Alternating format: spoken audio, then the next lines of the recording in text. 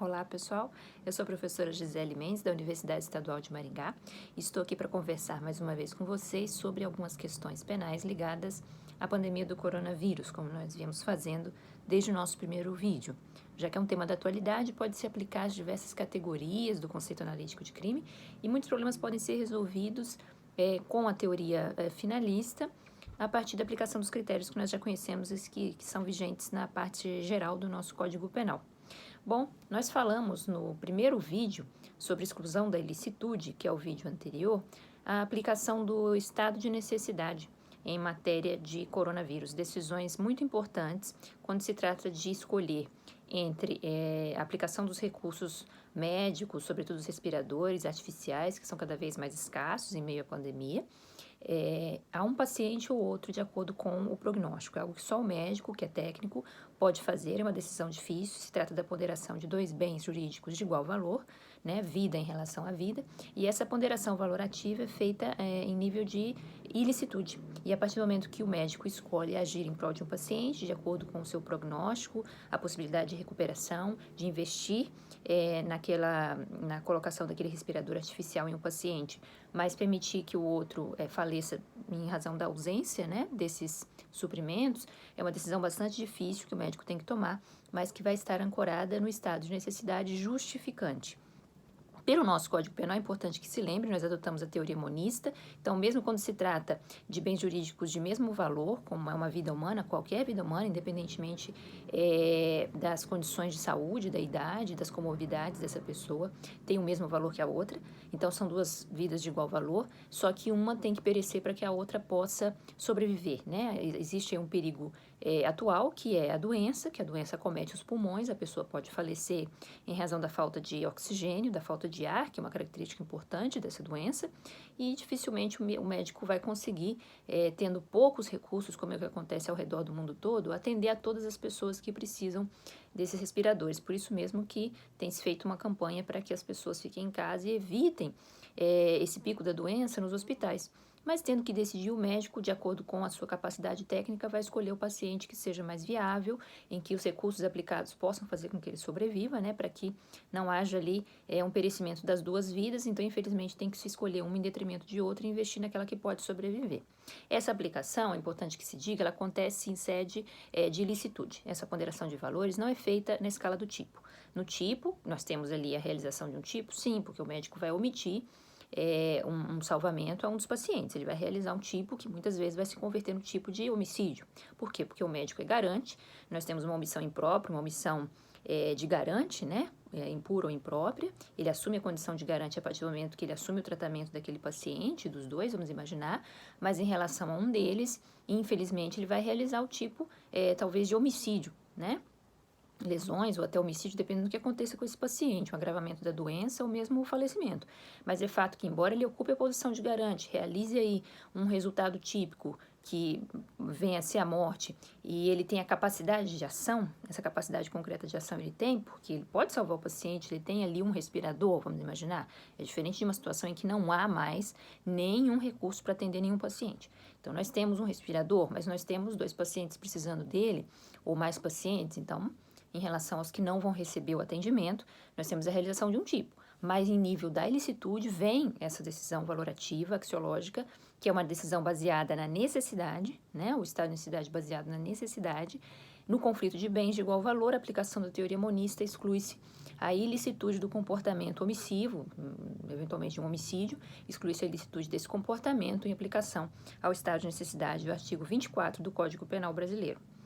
Pois bem, dito isso, uma outra possibilidade de aplicação, e no vídeo anterior eu até disse que era muito rara, é a da legítima defesa do artigo 25 da parte geral.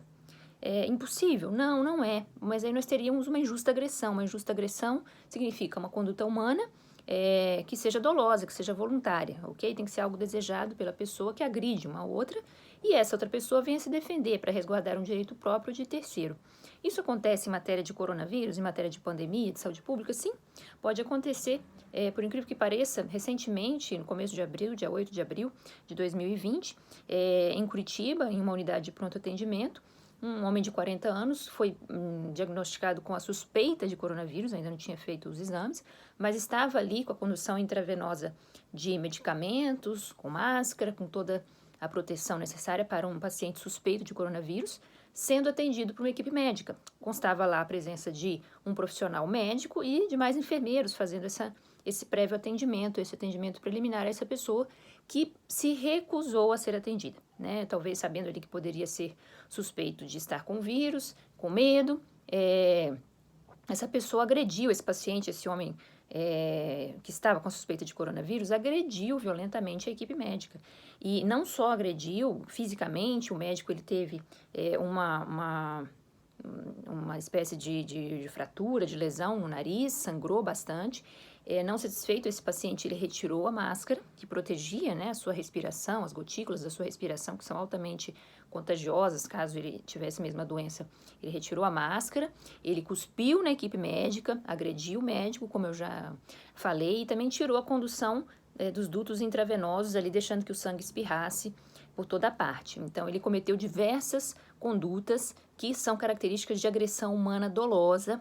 De que tipo penal? Bom, certamente de epidemia, né? Porque nós temos ali a possibilidade de contágio de pessoas várias, não só do médico, da equipe, e aquela equipe atendendo de mais pessoas poderiam contagiar, contaminar e gerar um contágio de várias outras dentro da unidade de pronto atendimento.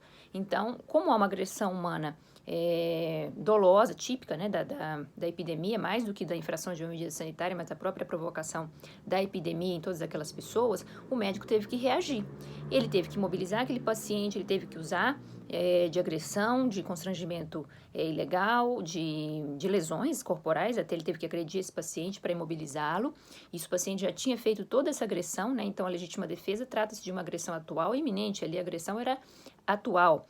Não se esperava essa reação por parte do paciente que não queria ser atendido. Então o médico teve que contrarrestar isso por aplicação da legítima defesa, realizando o tipo, né, de constrangimento, de ameaça, de detenção temporariamente ali, sequestro do paciente, lesões corporais, esses tipos, sim, ele realizou todos para tentar conter essa agressão humana dolosa que o paciente estava perpetrando.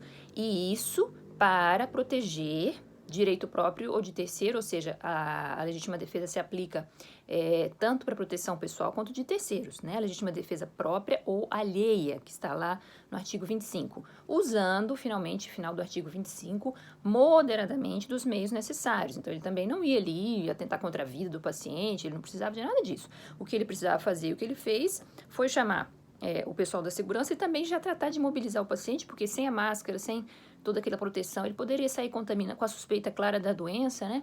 Ele poderia sair contaminando inúmeras outras pessoas, tá? Então, o que aconteceu foi que ele atuou, esse médico, né? Chegou até a levar um soco no nariz, como eu falei, a sangrar. Ele atuou em legítima defesa própria de terceiro.